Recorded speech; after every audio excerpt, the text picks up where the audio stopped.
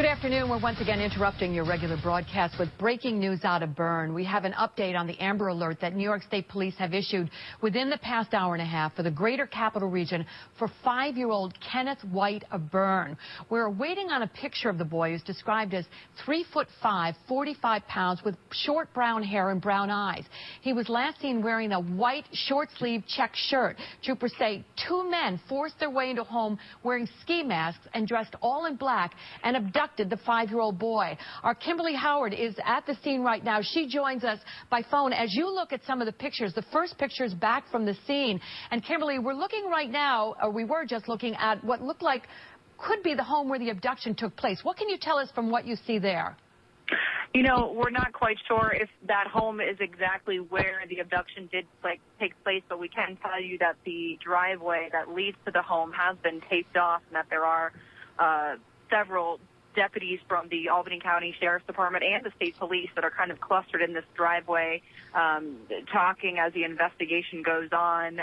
We see police just in this area. They haven't blocked off the road, but they are all pulled over and traffic is slowing down. This is Thatcher Park Road in. Good afternoon. We are once again interrupting your regular broadcast with more on the search for a 5-year-old boy. New York State Police issued their Amber Alert within the past 2 hours for the greater capital region for 5-year-old Kenneth White of Bern. Within the last 20 minutes or so, we got our first look at the boy here, who's described as 3'5", 45 pounds, last wearing a white short-sleeved check shirt. Certainly his most distinctive feature is that short brown mohawk-styled haircut. Our Kimberly Howard is live outside 984 Thatcher Park Road to set the scene now of how this intensive hunt for a little boy is playing out. Kimberly? Liz, this all started to go down just after 1 o'clock, about 1:20. You can see the scene behind me. There were several officers here trying to get all the information they could. And as you mentioned, we just learned new information in the past 20 minutes. I'm joined here now with Sheriff Craig Apple from the Albany County Sheriff's Office. Sheriff, at this point, what can you tell us? What I can tell you is basically at 1:20 p.m. we received a 911 call that 2 masked intruders wearing black masks, black jackets, and black pants forcibly entered this residence. One intruder held down a 19-year-old female. The other intruder grabbed a 5-year-old boy, and they left the residence in a black truck. We believe possibly an extended black, full-size black truck, unknown make and model, and headed towards Thatcher Park. Kimberly Howard is live outside 984 Thatcher Park Road to update us on how this intense search for Kenneth White is playing out. And Kimberly, less than a half hour ago, I know we heard directly from Albany County Sheriff Craig Apple about what happened inside that house behind you. Yeah, Liz, we've been getting some new information just in the past hour. We know now that police are canvassing the neighborhood, knocking on doors, trying to find out what they can about what happened here in this home that you see behind me on Thatcher Park Road in the town of Bern. At about 1:20, as you mentioned, this boy was abducted. 5-year-old boy. We know that a 19-year-old who was inside this home, a 19-year-old girl, was held down. The boy was taken. There was also a 3- and a 4-year-old child who were inside the residence at the same time when this all went down, but they were not taken. They were not harmed. We also know that that 19-year-old is the daughter of the custodial parents of this 5-year-old boy, Kenneth White. Tonight, we're continuing to stay on top of a developing story out of Bern. That's where authorities are scouring the area tonight, searching for a 5-year-old boy they believe was abducted from a home this afternoon.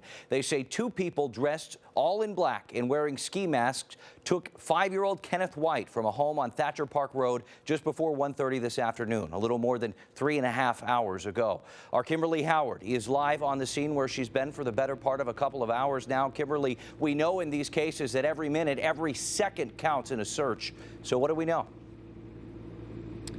No, it sure does, Cody. And every minute, every second has been a very active scene here. One thing has remained the same, however, and that is everybody here is on edge and is very concerned for this little boy, Kenneth White, just 5 years old, 45 pounds, 3 feet 5 inches, who was abducted from this home that you see behind me just after 1:30, as you mentioned, just under 4 hours ago. Since then, police have been canvassing the area with dogs, with police dogs, trying to find what they can as far as the investigation. We know that there was a 19-year-old inside of the home when this all went down. She was actually pinned down by one of those suspects.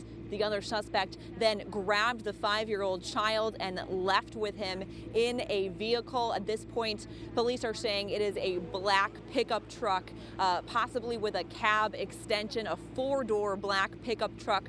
2 men, all dressed in black, with ski masks. We're not sure as far as any license plate number or even a state that the license plate may have, but we do know that this home that this boy was inside of belongs to his custodial parents, and that the 19-year-old that was held down during this, that she is the daughter of those custodial parents. We also know that his biological parents live in 2 different states. His father lives in Massachusetts, his mother lives in Amsterdam. This whole ordeal caused a lockdown earlier today, and as I mentioned before, neighbors have been on edge ever since. Here's what one of them had to say when we spoke with her.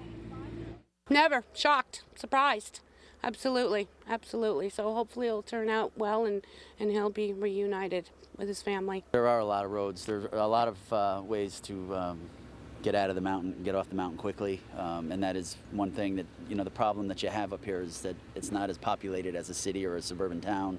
So once you leave here, it's, there's so many different roads and so many different routes of travel. We want to give you another look at this little boy, Kenneth White, 5 years old, 45 pounds, 3 feet 5 inches tall. But take a look at this picture, because there's something that's very distinguishable about this little boy, and that's that mohawk haircut. We're told this is a recent photograph, and though his hair may be a little more grown out since this picture was taken, he will have that mohawk style haircut, something that certainly makes him stand out. Police are still looking for this little boy. They are still looking for those 2 suspects, and we are still on a scene here where it is still active. They've set up a mobile command unit. Cars have been slowing down. At least this lane of traffic is blocked off by the police as they stay in front of this home, and other officers have been scouring the area, knocking on doors. We're told it's possible they could be stopping some cars at some point as well to try to get any information from people who are in and around this area. Of course, we will stay on top of this story for you here on CBS 6 News and online as well. Cody, back to you. Kimberly, we know that Thatcher State Park, not too far away from that house, and you heard Sheriff Apple there mention the mountains and the terrain. What are some of the other issues that are facing law enforcement officers right now? Because they have to search the wooded areas as well as the streets and the neighborhoods. Sure, and one thing he was also mentioning is that this area is not very populated. In fact, there's just a few houses that are kind of peppered around this area, not too many people. So as far as any leads from neighbors, that seems like that's coming up short. There's not too many people that live around here. We do know that there's some businesses that they were going to look for to get some surveillance video, should there be any surveillance video that could at least give them a picture of this car so they could get a better idea of what direction it might be headed. But at this point, this investigation is still wide open, and they still have a lot ahead of them as far as finding this little boy. Of course, full-scale effort to try to bring Kenneth home safely. Kimberly, thanks so much. CBS 6 has team coverage tonight of this developing story for you as police search for that young boy and the 2 men believed to have kidnapped him. Kimberly Howard is tracking the latest developments in Bern right now. Craig Smith is live outside the Albany County Sheriff's substation in the town of New Scotland. And first, we're going to go to Kimberly. Kimberly, you're outside the home. You've been there since about, 1:30 this afternoon. Tell us what more you're learning tonight. Well, Dory, we haven't had the opportunity to speak with police or with the sheriff in the past few hours. They've been busy scouring this area. What we do know, what's happened in the past just few minutes and is happening right now, is there is a state police helicopter that is hovering over this area. My photographer is going to show it to you if you can. If you look back there, it's actually been concentrating on that particular area for quite a few minutes. We saw it on the other part of the sky for a few minutes, but it's been hovering right in that general area for quite some time, still looking for this 5-year-old boy who, as you mentioned, was abducted around 1:20. So many questions tonight. Police Everybody in this area wants to know exactly what happened. Police just aren't able to provide those answers at this point. What we do know, though, is that a 19-year-old was pinned down inside of the home here on Thatcher Park Road. Two suspects forcibly entered the home. The 19-year-old pinned down by one of them. The other suspect then made off with this 5-year-old. Police have since been searching. We did speak with Sheriff Craig Apple earlier today. Here's what he had to say. Listen, at this point, we have nothing to indicate that this did not happen. We're missing a 5-year-old. So, you know, we're not holding anything back. We have every belief right now that it is, in fact, an abduction until we can prove otherwise. I mean, we're missing a 5-year-old. CBS 6 is tracking all parts of this investigation for you tonight. Craig Smith, we mentioned before, is live outside the sheriff's substation in New Scotland. And what more have you been able to learn there? Well, Dory, just a couple of things I can add to this. I'm told within the last few minutes or so by a sergeant who's with the sheriff's office that the sheriff, Craig Apple, just finished a briefing with state police. So there may be, according to the sergeant I spoke with, some new information coming out at some point. That's one reason we're here. We want to get that as soon as we can and get it out to the viewers. Another part of this story that's interesting is something the sheriff told me a couple of hours ago. He said that some of the information they're hearing doesn't seem to add up. He says it's nothing that would make them think, well, this probably didn't happen. They're certainly treating it as though this boy's life could be in danger and they want to find the boy. That's obviously the #1 priority, what they're working on now. But they're going to worry about trying to make sense of some of the information they've been given later on once he's safe. So we wait. We'll try to get you a hold of the sheriff soon and get that information to you when we can. We're live in New Scotland. Craig Smith, CBS 6 News. We have team coverage from Western Albany County tonight. Kimberly Howard is tracking the latest developments in Berne right now. And Craig Smith is live outside the Albany County Sheriff's substation. But first, we want to go to Kimberly. Again, Kimberly, you're outside the home. And what more have you found out since we last saw you?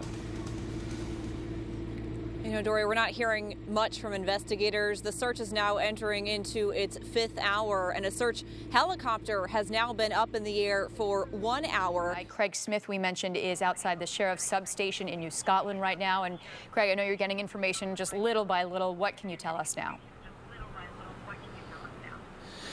Well, Dory, I believe that before the night's over, if police release him, then we'll be able to speak with the biological father of this boy, who's from somewhere in Massachusetts. Good evening. I'm Greg Floyd. And I'm Dory Marlin. Our top story here tonight, a 5-year-old boy still missing tonight after being abducted by 2 men in ski masks. It happened early this afternoon on Thatcher Park Road, right off Route 157 in Berne. CBS 6 has learned that police will be executing a warrant to search the inside of that home tonight.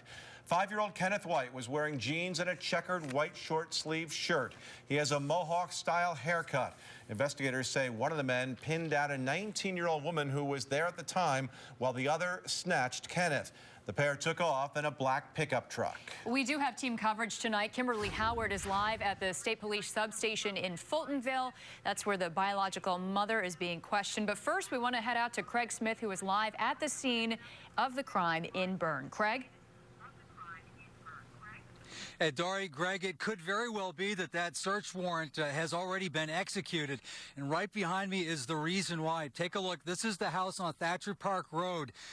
And a lot has changed here since we last reported from this scene at 6:30 tonight.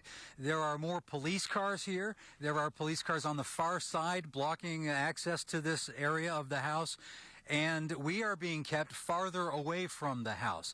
We haven't been told exactly why that is, but the police are up there investigating. Some of the family members who are connected to that house drove by here a few minutes ago and asked whether they could get through here. I said, well, you'd have to talk to the police. And a sheriff's officer came down and told them, you got to go to the station because that's where everyone is. And my colleague, Kimberly, is out in Fultonville. Kimberly Howard, she's been at the state police barracks out there in Fultonville, and she has more on what happened here today. Kimberly? Well, you know, Craig, here in Fultonville, a lot more of that hush-hush that you're seeing at the scene. We do know, according to the sheriff, that the boy's biological mother, Christine White, was questioned here at some point, but state police would not tell me what may have been said during that interview. We only know that Christine White lives fairly close to here in Amsterdam, and that state police are saying that this, of course, is an ongoing investigation, one that we know now has spanned more than 10 hours. By land and by sky, police scour Albany County searching for 5-year-old Kenneth White. Investigators say he was abducted in the middle of the afternoon from his home on Thatcher Park Road in Bern. 2 intruders forcibly entered the residence, held down a 19-year-old female. That woman, police say, is the daughter of White's aunt and uncle, who are also White's custodial parents. Police say they weren't home at the time of the abduction. We're relying on some leads that hopefully we'll be able to obtain from the 19-year-old who was in charge of watching him at that point. She was also watching 2 other young children, ages 3 and 4, but police say neither of them were taken or harmed. You would start thinking right off the bat it's some sort of custodial dispute or something to that effect. Albany County Sheriff Craig Apple says neither of White's parents have custody of him.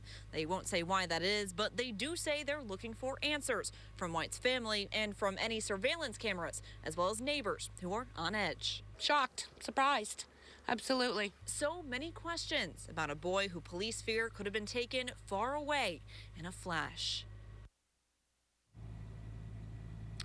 Now, less than an hour ago, we did see several state police vehicles leave this parking lot, about 5 in all, but they didn't have their lights on. They didn't seem to be in a rush to go anywhere, so no word on where they were headed.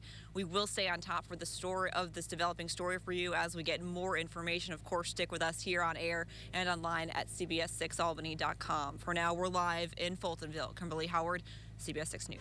Well, it's the story that everyone is talking about this morning. What started off as a missing persons case becomes a totally different kind of investigation overnight. An Amber Alert had been issued for 5-year-old Kenneth White, canceled after investigators found the boy's body. Our Lynn Falsetti is in New Scotland, where interviews in connection with this case are taking place right now. But first, we kick off our team coverage with Craig Smith, who's been camped out in Bern all night. He was there when Sheriff Craig Apple delivered the tragic news. So, Craig, what do we know right now? Ed, Julia, police are expected to share more information with us sometime in the next several hours. The last time we spoke to Sheriff Craig Apple was around 2:40. That was about 5 hours after a police officer found the boy's body. Do you have any idea at all what happened to him? We're still conducting some interviews. We're speaking with some people at this point, but I can't release any more details. Kenneth White was the nephew of the homeowner of this trailer on Thatcher Park Road, Brenda Van Alstyne. She is the legal guardian and the sister of the boy's mother, Christine Van Alstyne of Amsterdam. The sheriff says it was a police dog that found the body around 9:25. He had no details on how the boy died, nor exactly where he was found. When the Amber Alert was issued yesterday afternoon, police relayed a story about 2 masked men forcing their way into the home, holding down the homeowner's teenage daughter and taking the boy. Sheriff Apple suggested, although no suspect was in custody, the focus is not on any home invaders. We're still looking into that, yes. But that's not really our concern right now. We've got a scene that we have to process. We're still following up some leads, but we should have some more information probably later this morning. At one point in this process, the U.S. Marshal's Office and the FBI were assisting the Sheriff's Office and state police. Among the people they've been interviewing is the boy's father, Jason White of North Adams, Massachusetts. Speaking of interviews, Lynn Falsetti is also working on this story right now, and she is live in New Scotland with more on what's happening in this investigation there. Lynn? Good morning, Julia. We've been here since a little before 2 o'clock this morning, and up until about 15 minutes ago, things were pretty quiet here. About 15 minutes ago, two gentlemen just showed up here. They are friends of Christine, who is Kenneth White's biological mother. She just showed up here. We know right now she is being interviewed here by investigators. We also know that Kenneth's biological father, who is here from North Adams, Massachusetts, who claims he was working in Boston at the time that he learned of his son's disappearance, has also been here at the police station throughout the night. We do not know exactly if he's being interviewed right now, but we do believe. 5-year-old taken from us, a senseless death, and quite honestly, basically thrown away like a piece of trash. And it's sinful and it's sad. Grief and anger tonight over the death of a young boy reported kidnapped in what authorities now say was a lie. The woman now charged with killing the boy, and how the community is reacting to his murder. Good evening, I'm Liz Bishop. Well, a little over 24 hours after an Amber Alert went out for a 5-year-old boy near the Bern-Knox line, officials have now ruled his death a homicide. And now the 19-year-old woman who reported Kenneth White was abducted by masked intruders sits in jail, charged with his murder. We're beginning to learn more about what allegedly happened here yesterday at Kenneth's home. CBS 6's Cody Holyoke is near the scene and brings us the latest on the story as it continues to unfold. Cody? Liz, good evening. The details of this case, as we've told everyone today, are now out in the open and truly rocking this neighborhood to its core. A number of neighbors have stopped me this afternoon just to tell me how shocked they were by what they had learned from the press conference from Sheriff Craig Apple and District Attorney David Soares. Tonight, behind me, I'll set the scene a little bit. The Van Alstyne family home is just to the right of those squad cars. The Albany County Sheriff's Office has still set up a mobile command center, and they have locked this scene down.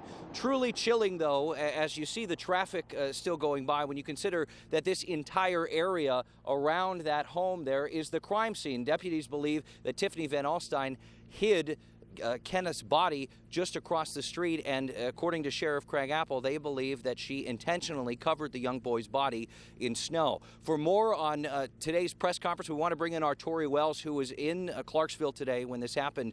Tori, what can you tell us, and what did you get from this meeting? You know, Cody, we got a little more of a timeline in this whole situation. The sheriff telling us that Kenneth had spent the morning with his twin sister, his little sister, his Aunt Brenda, and his cousin Tiffany, who's now been charged in this case. And we're told that Brenda had custody of those children, and all of those people lived in the same home. We're told that morning they had gone to the doctors, had gone to the store, then came home.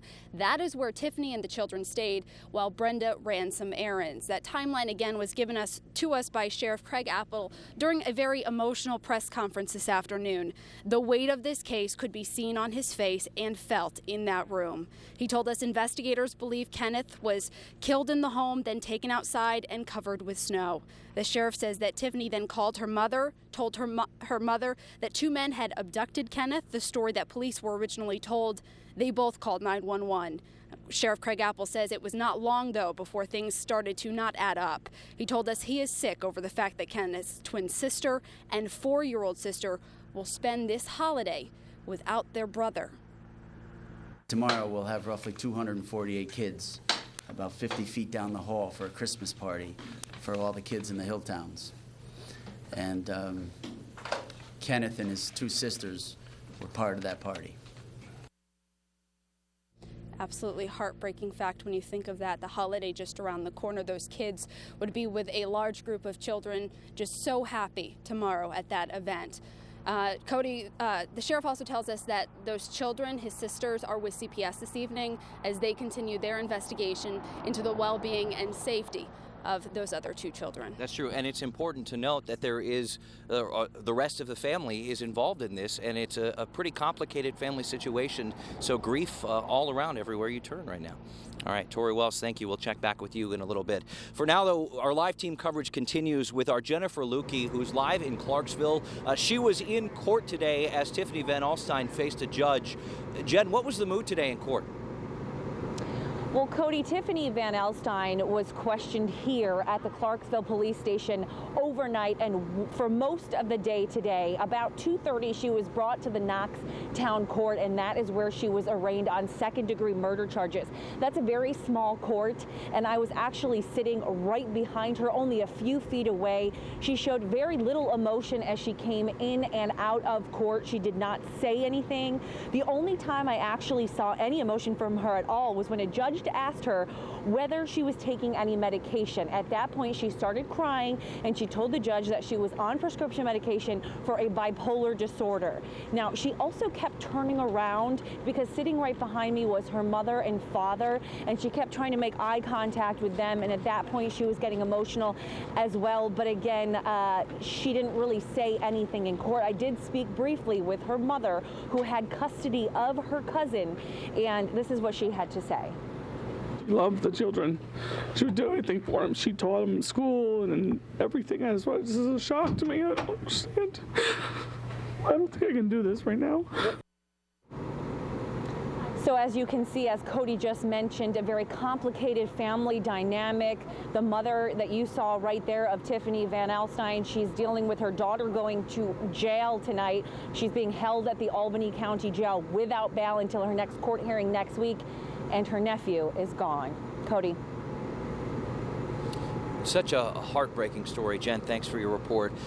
It's truly emotional for the people here and for the kids who went to school with Kenneth. I mean, you think about just such a young, tender age and being told that Kenneth's not coming back to school. Today, the Bern Knox Westerlo School District deeply affected by this tragedy. Their flags flew at half-staff. The teachers were allowed to come in an hour early just so they could get their wits about them and process the news on their own before they had to tell the children. Kenneth was a kindergartner, and the superintendent told CBS 6 today that this is deeply rocking the school. The students certainly realize there's an empty seat and something's happened because we have addressed that issue. And the staff are equally upset and hurt over this tragic incident. That's something you never expect. And over the weekend, the mobile home where Kenneth was living was condemned. The boy lived there with Tiffany, his custodial guardians, who are Tiffany's parents, and his two sisters. They've since been placed into foster care. Tonight, those developments are raising a lot of questions about whether or not Kenneth and his sisters should ever have been placed in that home to begin with. Our investigative reporter, Jennifer Lukey, has been working the phones all day on this one to try and get some answers. And Jen, what do we know? I mean, this is something that, as they talked about this last week, there was so little information here. What do we know about the history of those children in that home? Yeah, well, unfortunately, we still don't know a whole lot. What we do know is Tiffany Van Alstyne's parents got legal custody of Kenny, his twin, and their little sister in September. Albany County's Department of Social Services would be charged with making sure that that was a safe placement. I asked today the county when the last time they visited that home was. They have no comment. I asked whether they had received any tips on possible abuse prior to last week. Again, no comment. In fact, they're not commenting on any aspect of this case tonight, saying they're bound by confidentiality issues. And I'm not the only one getting stonewalled. We were begging, we were pleading for anything. And we spoke with Montgomery County, we spoke with Albany County. They were telling us, just hotline the call, just hotline the call. We weren't getting anything. That was during the Amber Alert, before Kenny's body was found. And while the information likely would not have saved his life, it would have given investigators more information about the situation they were dealing with. There was information that I know that agency has that we should have been privy to. And I think that's problematic. Even today, 4 days later, CPS won't tell the sheriff whether it's ever investigated an abuse complaint regarding the little boy or his sisters. I don't think the kid should have been there. I just don't. And, you know, these kids don't have a chance. And knowing what I know, and unfortunately I can't release it, and I apologize for that, but these kids should not be there, and I don't want them there in the future. The sheriff says the floor in this home is buckling. There's no room to move around, and the living conditions are not good. Space heaters all over the place. You know, you've got kids sharing a bedroom that I have an inmate in a cell that has more room.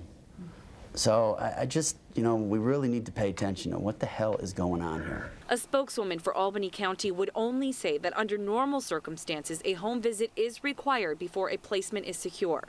But ultimately, a judge would have the final say on any agreement.